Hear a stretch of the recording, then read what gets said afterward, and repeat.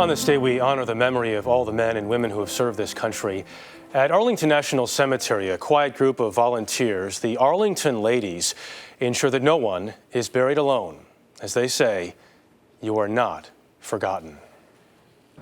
The significance of Arlington National Cemetery is almost overwhelming. It is our nation's most hallowed burial ground, a final resting place for those who made the ultimate sacrifice. When you look around and you see the granite tombstones, you see all of the people who cared about our country enough to defend it, to fight for freedom.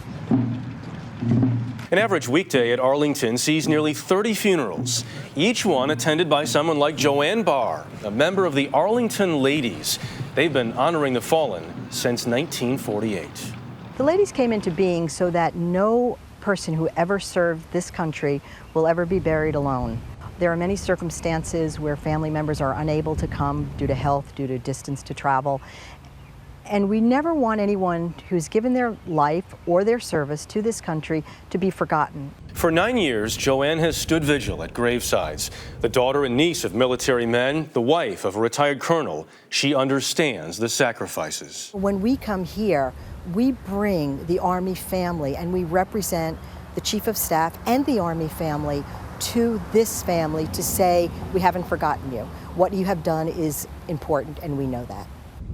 At the conclusion of each service, she gives a note to the family from the Army Chief of Staff and his wife. The other, her own personal letter of appreciation, private words of thanks, comfort, and understanding. When I write to a widow, I hope that her memories of happier times will sustain her.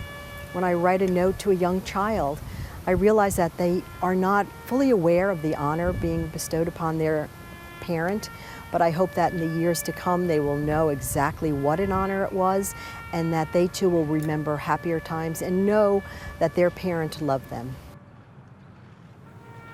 Every member of the Arlington Ladies has either served in the military or is related to someone who has, and each volunteer attends a service at least once a month.